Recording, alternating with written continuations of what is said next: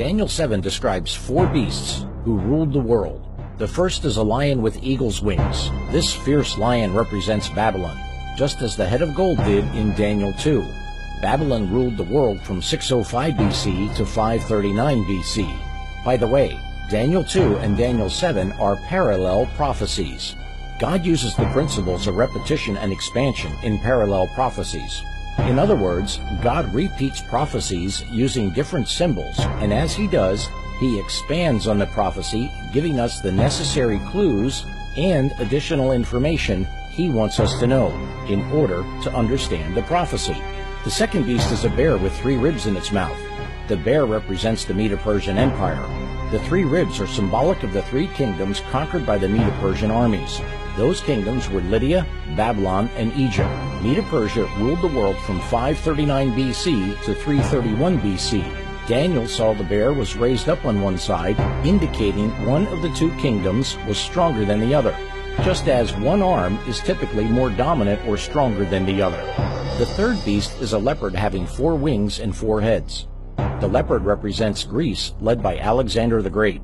The wings represent the speed which young Alexander conquered the world. The four heads of the leopard represent Alexander's four generals: Cassander, Lysimachus, Seleucus, and Ptolemy.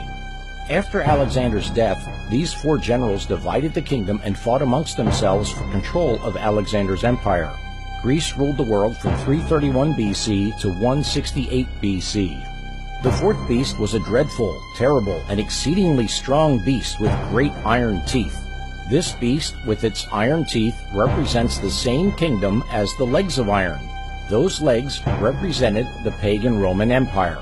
Then Daniel focuses on the 10 horns of this beast, and coming up among them is another little horn, who destroys 3 of the first horns, as if they were plucked out by the roots. Daniel says, "In this horn were the eyes like the eyes of a man, and a mouth speaking great things." In our last program, we learned the 10 toes of Daniel 2 were the 10 barbaric nations which brought about the destruction of pagan Rome. Those toes are the same as the 10 horns on the fourth beast of Daniel 7. History identifies these 10 barbaric tribes as the Visigoths, Franks, Suvii, Alemanni, Anglo-Saxons, Lombards, Burgundians, Heruli, Vandals, and the Ostrogoths. History tells us these last 3, the Heruli, Vandals, and Ostrogoths, were destroyed through the influence of the little horn as it came into power. Here's where it gets interesting. God has given us additional information in this passage that was not given in Daniel chapter 2.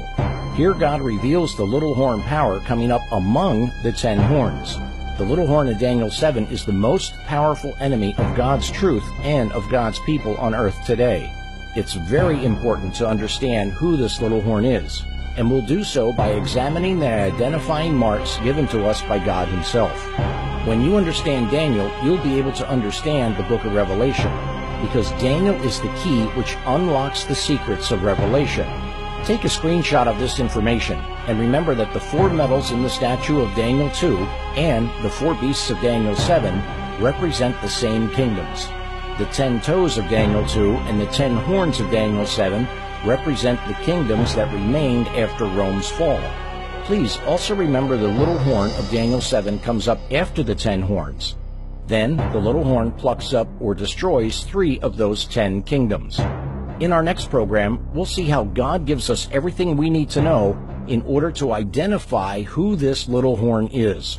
May God bless you and your loved ones as you seek to understand God's great prophetic messages, preparing you and your family for the coming events which are soon to take place on planet